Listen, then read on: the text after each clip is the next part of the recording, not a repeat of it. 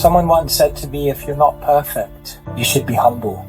But the moment you're humble, you're perfect. We have an overestimation of our abilities. We have limited time, we have limited energy, and we have limited ability. And therefore, we want to be perfect. We want to produce something perfect, but we're not aware of our own limitations. And therefore, when we're humble and we realize I have limitations, then in that humility, what we try to do is we just try our best. See, perfection is not in a result. Perfection is in the endeavor and the intention.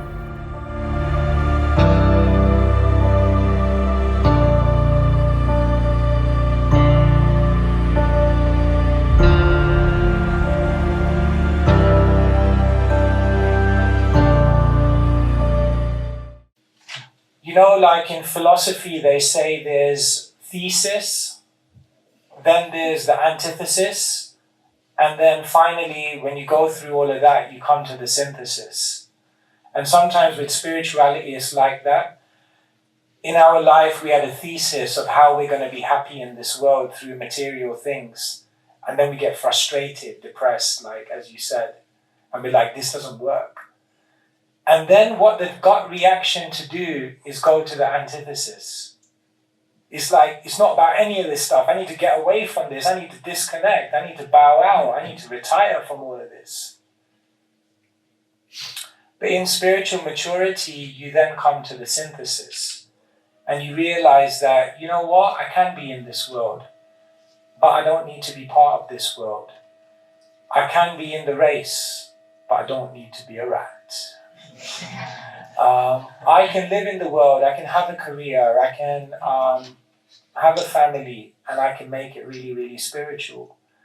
And therefore, you'll find actually that most of the practitioners of this spiritual tradition don't become monks.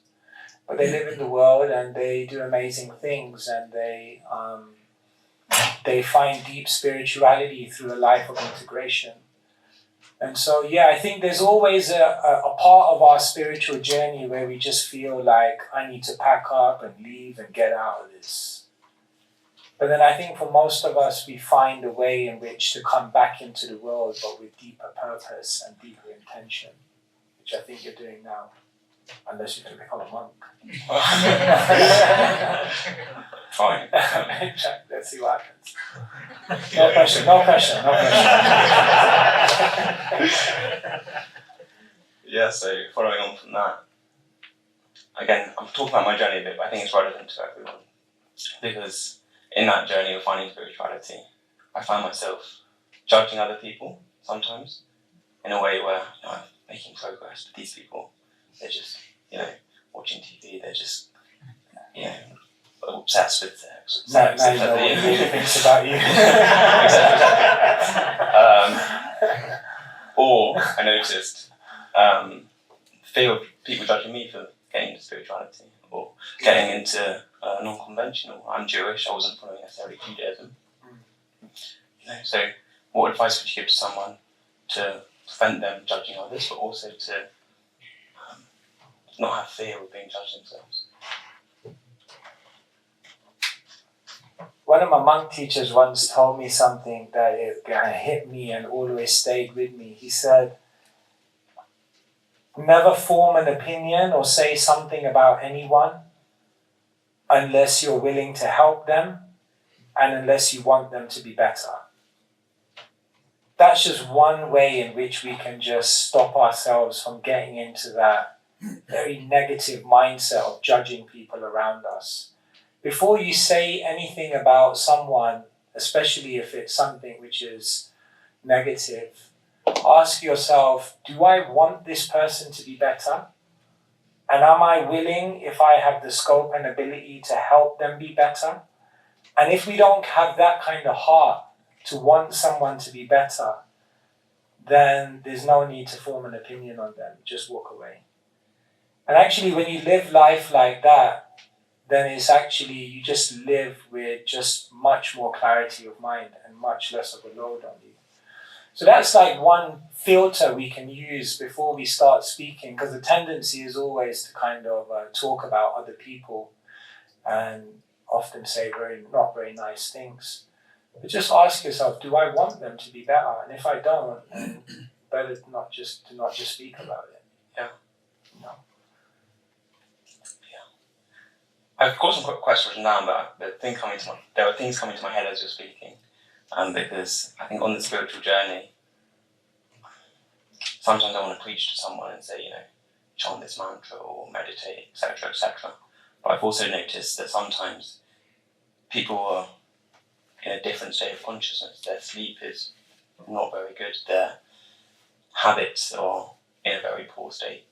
And sometimes they just need to sleep better. They need to do yoga. They need to start some breathing exercises before they can even chant, before they can even meditate. So what's your advice on preaching to someone who is in that stage where they might have some addictions, some bad habits, but they are genuinely interested in this practice? I mean, if they need to sleep better, they can just come to one of my lectures.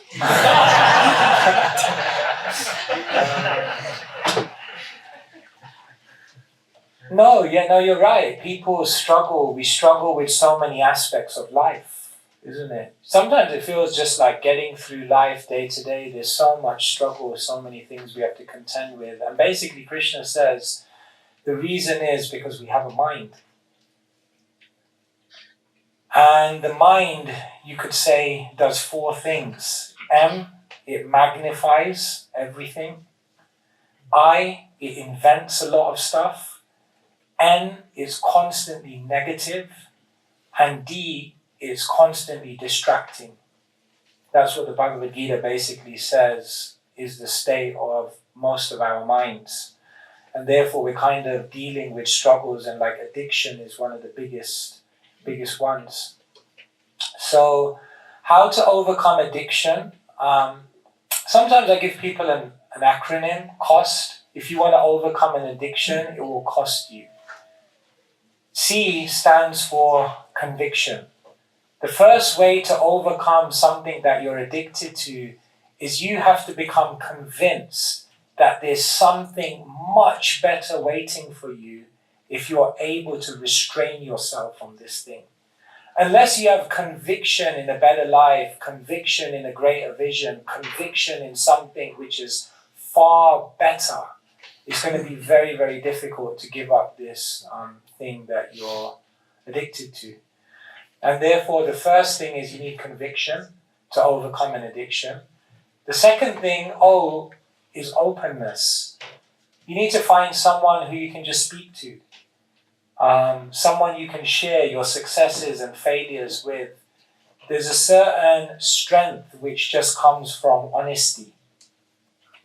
One of the things that kind of imprisons us into addiction and unfavorable habits is just we don't have a space to be honest. And just saying, I've got a problem here, and that does so much. So the second thing is openness, and then S stands for safety. Like if you're trying to overcome an addiction, then the idea is don't expose yourself to people, to environments, or to triggers that will unnecessarily tempt you. In other words, protect the fences that protect you. And so it's just about finding a lifestyle in which you're not unnecessarily exposing yourself to things that are going to be provocative. And T stands for taste. The real way to overcome addiction is you just need to taste purity. You need to taste spirituality. You need to taste divinity. And by tasting purity, spirituality, divinity, and relishing what that is, you're just kind of like, why would I even waste my time with this stuff? And that's the ultimate place we're trying to get to. So, yeah, it will cost you, Joseph. Speaking on addictions, obviously mental health is a massive issue in today's world. In science they're doing all they can to make new drugs or develop new theories in terms of psychology, in terms of what they're doing at universities.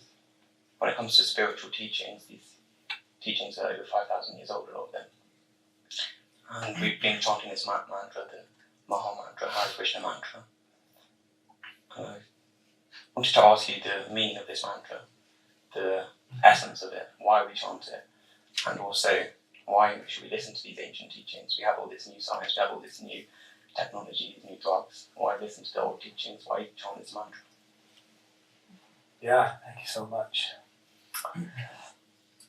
Sanskrit, mantras are often written in Sanskrit, is a beautiful language because in Sanskrit there could be 40 words or 50 words for one thing.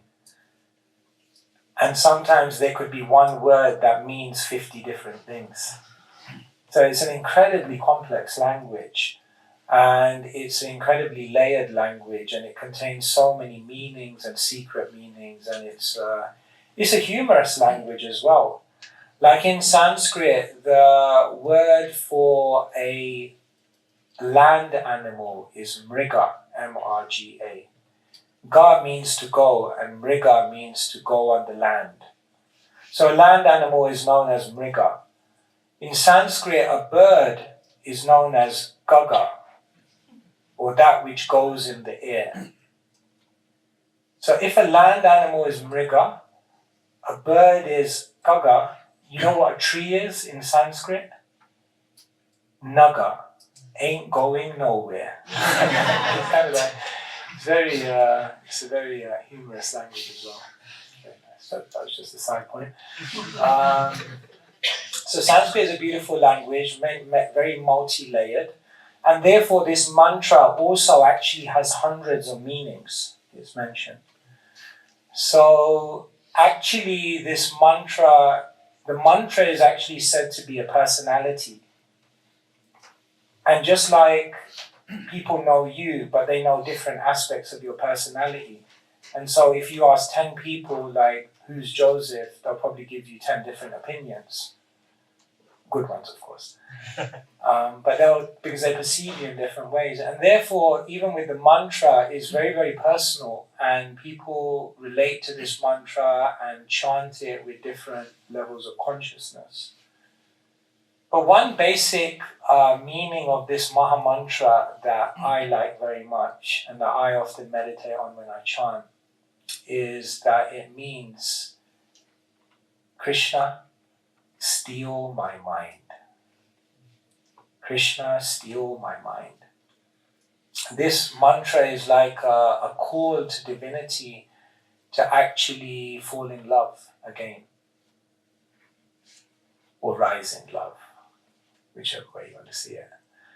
And therefore, our mind right now is in 100 different places, and our mind goes to places where it can't find any satisfaction. And therefore, mantra means to free the mind. It means to free the mind from constantly gravitating to people, to things, to ideas, to aspirations, which are not going to make you happy. It's amazing that sometimes we know something is not going to make us happy, but we keep gravitating towards it. Sometimes we know a relationship is not serving me, but we keep hanging on to it. So the mind is kind of going to all of these places and trying to find the right thing in the wrong place. And so this mantra is a call, Krishna, now you steal my mind. Because when our mind is connected to divinity, then our mind finds its eternal resting place. And there it finds full satisfaction. So neuroscience, psychology, therapy, what that can do at best is pacify your mind. But it can't invigorate your mind. To invigorate your mind, the mantra tells us, Krishna, steal my mind. And in that way, let my mind become naturally drawn towards you in a relationship of love. So the best that therapies of this world can do in terms of mental health, the very best they can do is to pacify the mind. But mantra and spirituality invigorates the mind, and frees it to explore the beautiful world of unlimited possibility in spiritual love. It seems that when you were talking, that you have a very personal relationship with the Supreme, or divinity, or God. Or everyone here, the people that seem to chant, the monks here, the people that come regularly, seem to have a personal relationship with God. In the West, it seems that a lot of people have a relationship with God that's might be impersonal. Yeah. It might be all-pervading energy that they can connect with, get some knowledge from, get some happiness from. Yeah, that's a great. Just sorry to interject on that. That's a great point. Like when I first began coming to events like this and meeting spiritual people, devotees of Krishna, they would say things like, "Oh, Krishna's playing a trick on us," or "Oh, maybe Krishna's teaching us this," or "Oh, just see that amazing arrangement of Krishna." And for me, that was fascinating. Because I was like, God, why would he be involved in your life? God's up there, we're down here, you follow the rules, don't get him angry, he'll leave you alone, you leave him alone, and everyone's happy here. And that was my conception, that God was a very distant personality. And when I started associating with devotees of Krishna, they were almost talking about God like it was just like, it's like your bro, like just like hanging out with you. I was like, wow, these guys like really, this is real, So that was very fascinating. I was very impressed by that. And I was like, wow, it's actually possible to have an active interaction with divinity. So sorry, I just interjected because that triggered my... Well, that's what I wanted to ask really. In terms of what's higher, the personal aspect, connecting with God as a person, is that real? How do we know that's real? Or the aspect that can sometimes feel more achievable for people, where you can feel a sense of blissfulness, peacefulness, openness, expansion. That's more what some people are accustomed to, it seems. So what's higher, what's better, and what should we meditate on it, essentially? Yeah, who is God? Is God a person? Is God an energy? There's a very beautiful Sanskrit invocation. I'll just share it with you because it's nice sometimes to hear a little bit of Sanskrit. Om Purnamada Purnamidam Purnat Purnam Mudachyate Purnasyam Purnamadaya Purnameva Vashishyate. So this ancient Sanskrit verse tells us that in simplicity what it's basically saying is that divinity is the complete whole. Divinity is everything within your conception and everything beyond your conception. Divinity is in the spiritual world and divinity is also right within your heart. Divinity is impersonal energy and divinity is also a person that you can have a conversation with. And therefore, God or divinity is both a person and both an energy, both. Because as soon as you say God can't be this, then you're placing a limitation, and therefore, how can God be limited? So God is impersonal, and God is also personal. However, what the ancient teachers explain is that our highest aspiration is love. Love is what we seek in the deepest core of our being. Everyone wants to love, and everyone wants to receive love. And therefore, the highest conception of divinity is the conception of divinity with whom you can have a loving relationship. And you can't have a loving relationship with an energy. You have a loving relationship with a person. And therefore, the personality of divinity is said to be the highest and most sought after manifestation of God. And so, Krishna is said to be that personality of God when he sheds all of his cosmic duties and is just his own charming self. Krishna is like God at home. When he has no work to do, when he has no duties towards the material kind of world and all of that, and he's just having a good time. And so, Krishna's a pretty cool guy. So yeah, that's said to be the highest conception of God, that God is a person, and that God's personality goes beyond the formality and reverence that people usually ascribe to God. And God's personality, actually in its most intimate sense, is that God is the most charming person in creation who can steal your mind. Watch out. Seems to me, personally, but I think maybe for others too, that getting into spirituality, I'm looking for a perfect life, perfect relationships, perfect food, perfect work, etc., etc. And I want to give service to others and give that perfection to them too. But sometimes... Sounds like you're a perfectionist. That's what I'm coming to. I'm coming to that. Sometimes that can lead to being overcritical of myself and others.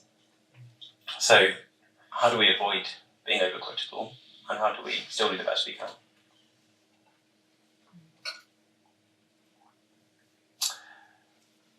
Someone once said to me, if you're not perfect, you should be humble. But the moment you're humble, you're perfect. We have an overestimation of our abilities. See, we have limited time, we have limited energy, and we have limited ability. And therefore, we want to be perfect. We want to produce something perfect, but we're not aware of our own limitations.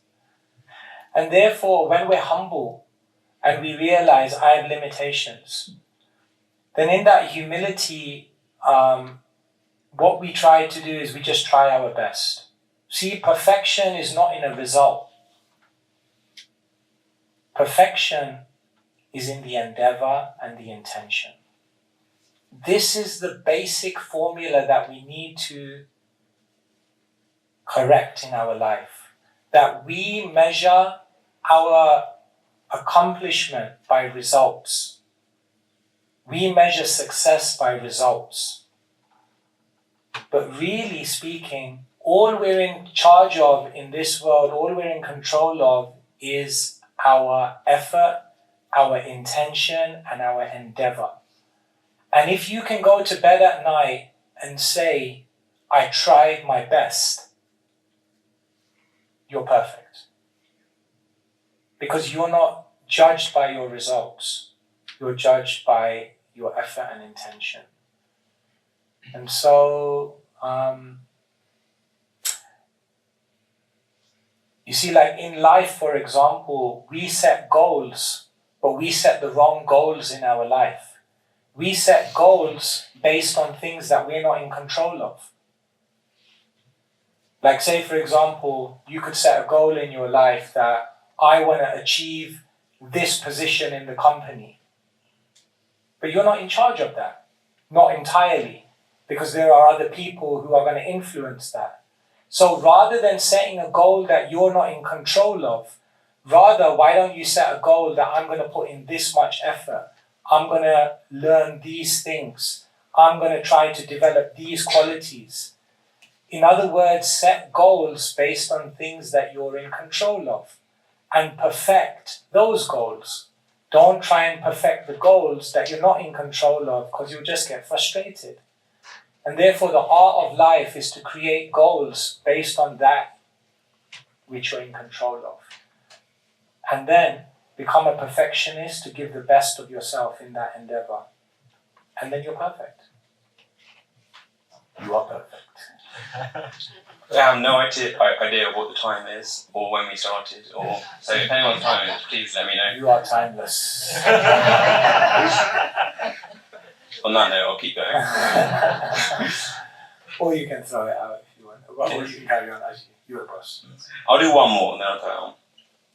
Next one is something I've been thinking about for a long time, because throughout my whole education I felt just completely in the wrong place. I just felt, I'm not being taught what I'm supposed to be taught. Yeah. And so the last question I have for you is, what are we supposed to be taught in schools? Primary education, secondary education. What is an ideal education?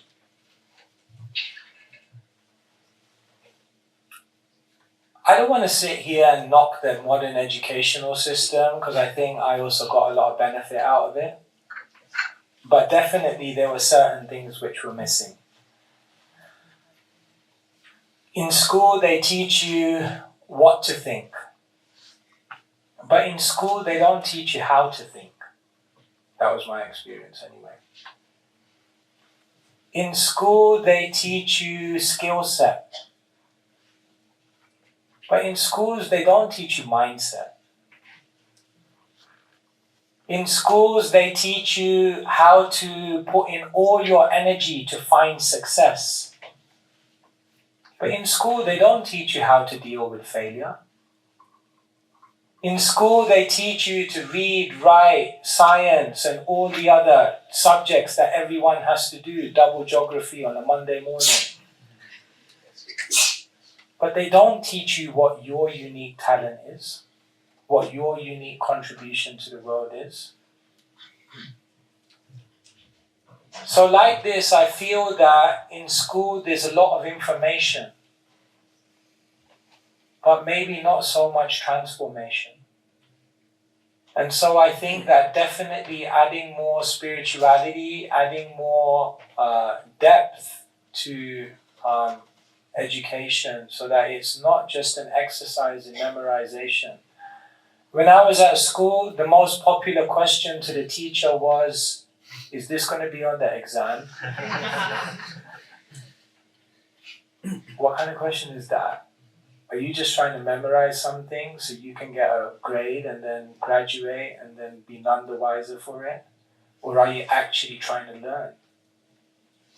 And so, again, I don't want to knock the modern educational system. I think we learn a lot, but there's so much more to learn. So, yeah, some thoughts. Questions? Or anyone else?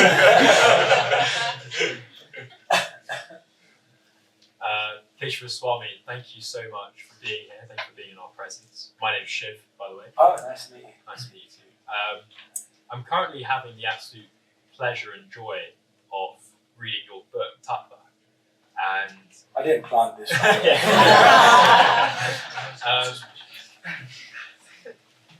I've just gone past the bit where you're talking about Shuddhi Dharma Das, and I really enjoyed that part. You touched on uniqueness just now, actually, and this is a question I've been wanting to ask you for a while.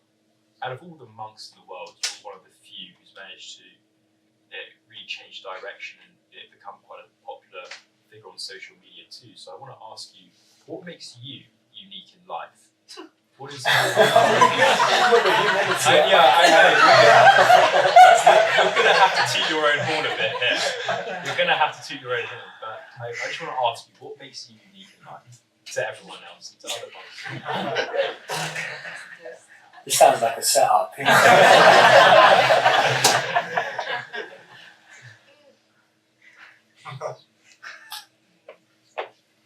You know, I grew up as a very introvert child. And if you ask me today, actually, I'm still introvert. I'm shy. I speak in front of audiences. But if it was up to me, my most authentic way of communicating is through writing. I find more discovery in solitude. But I love doing this as well because it's an opportunity to serve in whatever small way I can. Where I'm coming from this is, although I'm shy and introvert, what gives me the confidence to sit in front of audiences? Now I speak sometimes 2 times a day. It's just part of what I do. What gives me that confidence? And what gives me confidence is that I know I'm giving people something which is incredibly pure, incredibly practical, and incredibly transformational. And so if I was to say, what is it that makes me popular or makes whatever I do go viral, like me, love me, follow it, go viral. Why is that? I think it's not really about me. It's just about what I'm trying to give to people. And what I'm trying to do is actually just get out of the way. I wake up in the morning and I say, can I leave my pride to one side? Can I leave my own vanity? Can I leave my own sense of wanting to be in the center of it? And can I just try to serve people by delivering them something which is not tainted by my own selfish motivations? And when I find in my life that I become a pure carrier of something which is incredibly powerful, then for sure it's going to have impact. So just the messenger, just the postman, and just trying to get out of the way and deliver people something which is authentic and which is impactful and transformational. So I think it's basically what I'm saying is I think I just got a good product. That's basically what it is. Is that right? That's fantastic, thank you.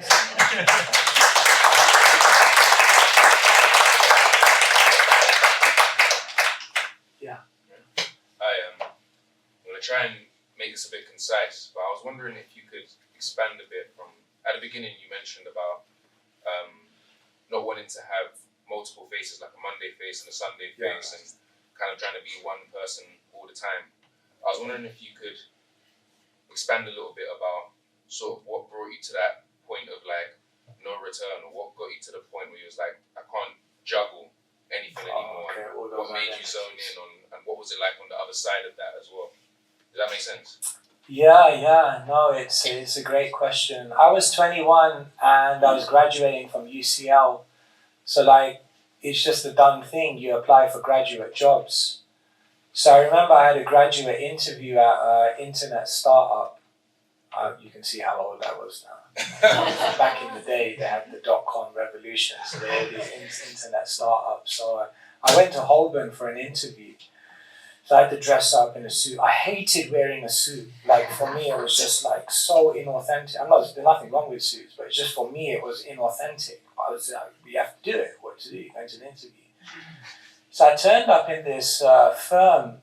So it was an 11 o'clock interview. So I got there 10 minutes before. So the person was like checked into the desk. They were like, yeah, okay, sit down. So I sat down, and it was one of these open plan offices. So I was just looking around at the whole scene, and then I was kind of looking at myself and looking at this, and I just, in that moment, I had an existential crisis. I was just like, what am I doing here? And then I heard footsteps, and I realized it was the person coming to call me for the interview, and in that moment, I basically just pegged it. I just ran out. That was my first and last interview in the corporate world. You know, it was just like I didn't make it. Now again, what I'm saying here, so that was like a defining moment. I realized, no, I can't. I have to be myself. Now, what I'm saying is, I think you can do it. I think you can be in the corporate world if that's what you choose to do. And you can be a spiritualist, and you have to sometimes obviously play different roles. You can't, you can't show up like you show up at Studio 108 to work. You have to play the role to some extent. But I think you just have to make sure that you never compromise your values. And I just felt as though I couldn't do that. But I think there are people who can do that. And I think those people actually have incredible impact in the world. I think we need spiritual people to live as monks. Let us know if you're interested. And we need loads of spiritual people to be in the world in the most influential positions, doing things, because you can create incredible change there. But when I say live one identity, what I mean is live a life in which you don't compromise your principles. You don't sell your soul just to survive in the world. You don't sell out on your values. So I guess that's what I'm kind of meaning by one identity. So yeah, so that was my journey, and I don't know if I did I address your question? Yeah, sort of. And then Yeah. I kind of asked two questions to be fair, because I kind of said go like, for it. what was on the other side of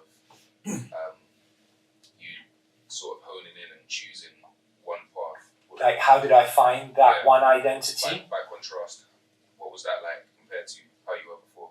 If that makes sense. Oh, okay. When I found that one identity, how was that compared to? Yeah, I just felt as though, you know, like when you go home after a day and you just kind of go in, you open your home and you just kind of go in and then you just kind of take your shoes off and you just crash out on the couch or something. You know, that feeling. It's almost like, oh, hey, now I can just be myself. And I felt like,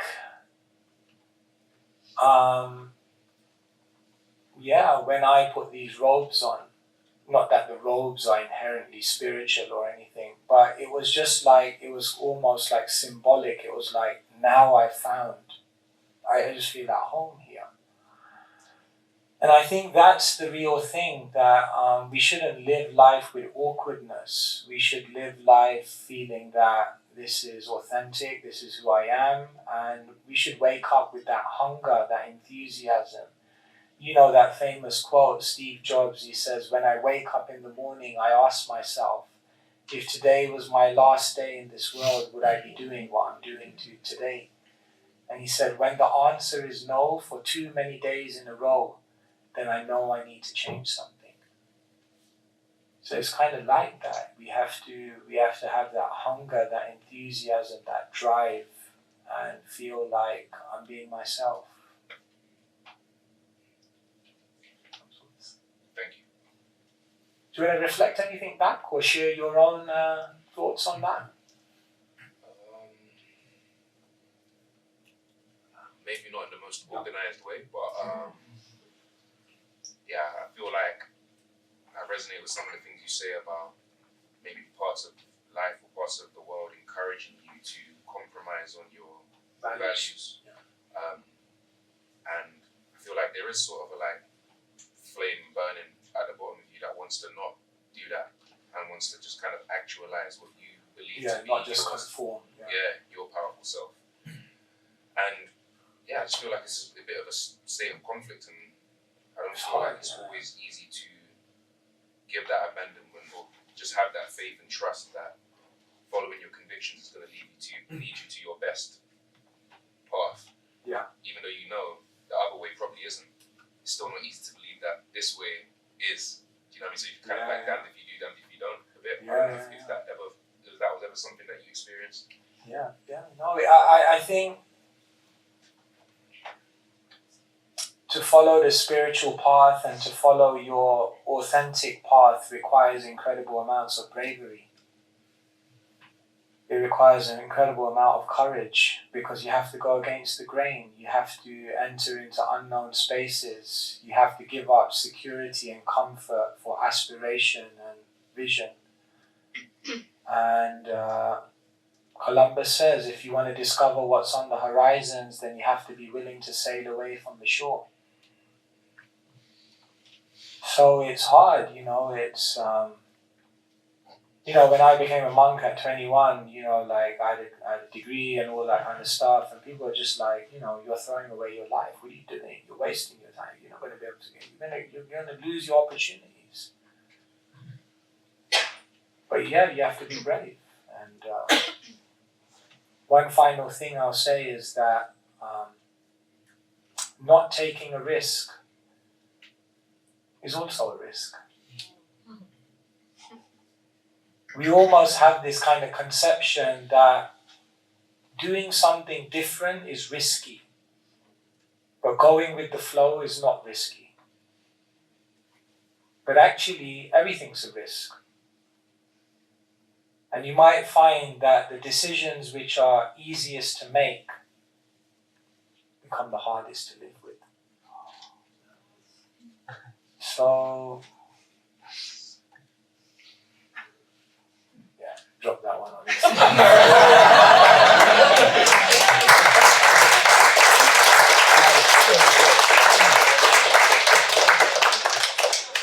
Time just for one more. How do you, first of all, thank you so much for the talk. Yeah. But how do you find balance between two extremes of where the first extreme is I'm super spiritual, I'm devotional and all that stuff. And the second extreme is basically I'm super materialistic as it was in my past. So now I'm kind of trying to find the balance where I'm including both of them in my life. And how do you do that? How do you become a grihasta?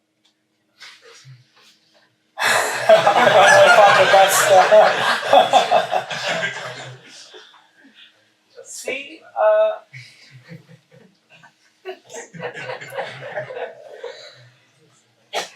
what I think you're saying is yes, you want to be very spiritual, and you're saying I want to be materialistic. I think what you're saying, and you can correct me if I'm wrong, not that you want to be materialistic, you're ambitious. Yeah. And being ambitious and being materialistic are two, I would say, very different things. And I think you can be extremely spiritual, and actually, spiritual people are the most ambitious people in the world.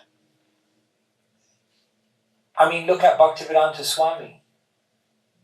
At the age of 69, he left India, and in the next 11 years, he circled the globe 14 times, opened 100 temples, translated over 60 books, and made Hare Krishna a household word in every major city in the world. I mean, that's pretty ambitious. So a spiritual person can be incredibly ambitious. However, if this is the ambition, what makes it spiritual is how do you pursue that ambition?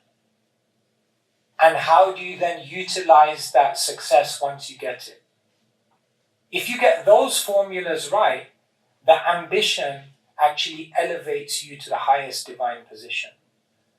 In other words, say for example, your ambition is to make a lot of money. Can that be spiritual? If it's for the right cause in the end, maybe. Exactly. Give it to the guy in orange.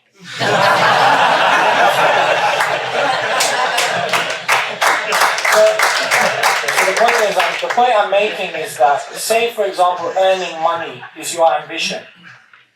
How do you spiritualize that? The first thing is earn it with integrity. Don't make money and lose your health. Don't make money and lose your relationships. Don't make money and lose your character just to get a quick buck. In other words, make money by all means, but earn it with integrity. And once you make that money, spend it with generosity. And share it and utilize it to make the world a better place. Then that money will elevate you, it will elevate others, and it will bring great joy to your heart. And therefore, we have many, many individuals in our movement who are incredibly spiritually advanced and incredibly successful. But they earn it with integrity and they utilize it with generosity. And then that ambition takes you to your highest spiritual potential. All right.